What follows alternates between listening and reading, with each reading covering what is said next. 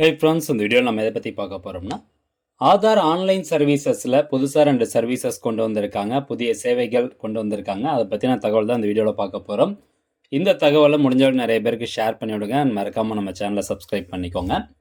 இதுக்கு நீங்கள் my.aadhaar.ui.gov.in அப்படிங்கிற இந்த வெப்சைட் ஓப்பன் பண்ணிக்கோங்க.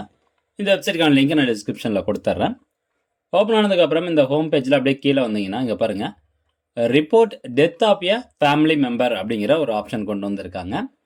ரெண்டாவதாக check deceased Aadhaar deactivation status அப்படிங்கிற இன்னொரு ஆப்ஷன் கொண்டு வந்திருக்காங்க. மொத்தம் 2 புது ஆப்ஷன் கொண்டு வந்திருக்காங்க.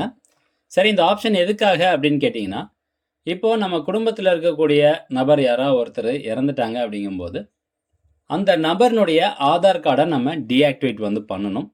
ஸோ அந்த டீஆக்டிவேட் பண்ணக்கூடிய ப்ராசஸ் இதுக்கு முன்னாடி ஆதார் சேவை மையத்தில் மட்டும்தான் இருந்தது. பட் இப்போது ஆன்லைன் மூலமாக நம்மளாவே டீஆக்டிவேட் பண்ணிக்கலாம். அதாவது நம்ம அப்ளிகேஷன் போட்டு அவங்க வெரிஃபிகேஷன் பண்ணதுக்கப்புறமா டீஆக்டிவேட் பண்ணி கொடுப்பாங்க. ஸோ நம்ம பொதுமக்களாகிய நம்மளே ஆன்லைன் மூலமாக இறந்து போன அந்த நபர்னுடைய ஆதார் கார்டை டீஆக்டிவேட் பண்ணிக்கலாம்.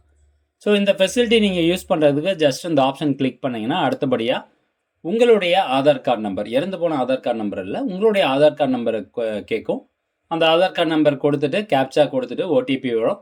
ஓடிபி கொடுத்துட்டு லாகின் கொடுத்தீங்கன்னா இந்த மாதிரி உங்களுக்கான போர்ட்டல் பேஜ் ஓப்பன் ஆயிரும். ஸோ இதில் போயிட்டு report death of a family member அப்படிங்கிற ஆப்ஷனை கிளிக் பண்ணணும். அடுத்தபடியாக உங்களுக்கு இந்த மாதிரி ஒரு பேஜ் ஓப்பன் ஆகும்.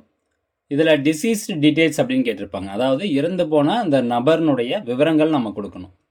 First name of the state that issued the death certificate. இறந்து போன அந்த நபருக்கு எந்த மாநிலத்தில் டெத் சர்டிஃபிகேட் கொடுத்தாங்க, இறப்பு சான்றிதழ் கொடுத்தாங்க அப்படின்னு கேட்டிருக்காங்க. இந்த ஆப்ஷன் கிளிக் பண்ணிங்கன்னா ஸ்டேட் டீட்டெயில்ஸ் எல்லாமே வந்திருக்கும்.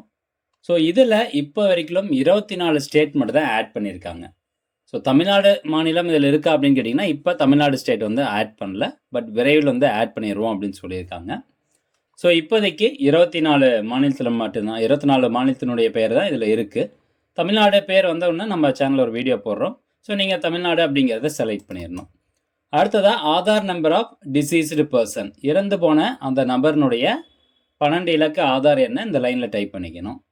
அடுத்ததாக டெத் ரெஜிஸ்ட்ரேஷன் நம்பர், இறப்பு சான்றிதழில் டெத் சர்டிஃபிகேட் நம்பர் கொடுத்துருப்பாங்க இல்லையா, ஸோ அந்த நம்பரை இந்த லைனில் அப்படியே டைப் பண்ணிக்கோங்க. இவங்க கீழே கொடுத்துருக்காங்க பாருங்கள், இந்த ஃபார்மேட்டில் நீங்கள் டைப் பண்ணணும்.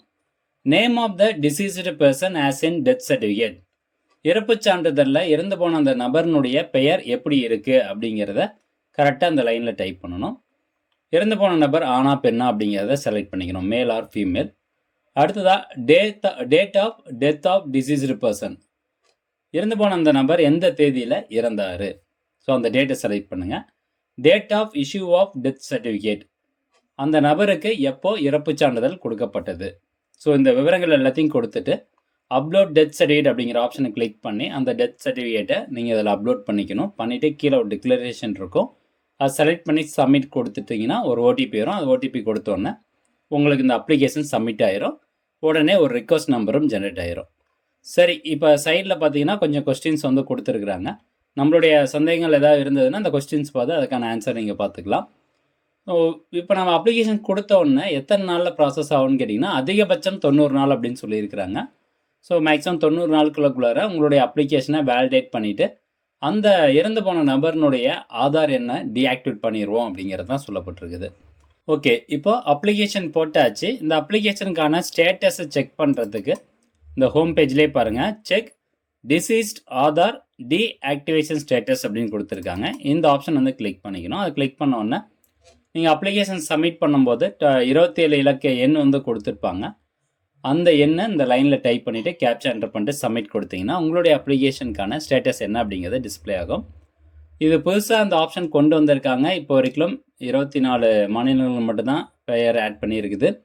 தமிழ்நாடு அதில் இன்னும் வரல.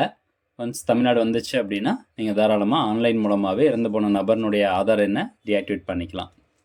ஓகே ஃப்ரெண்ட்ஸ், இந்த தகவல் கண்டிப்பாக உங்களுக்கு பயனுள்ளதாக இருக்கும் அப்படின்னு நினைக்கிறேன். மீண்டும் அடுத்த ஒரு நல்ல பதிவில் சந்திக்கலாம். நன்றி, வணக்கம்.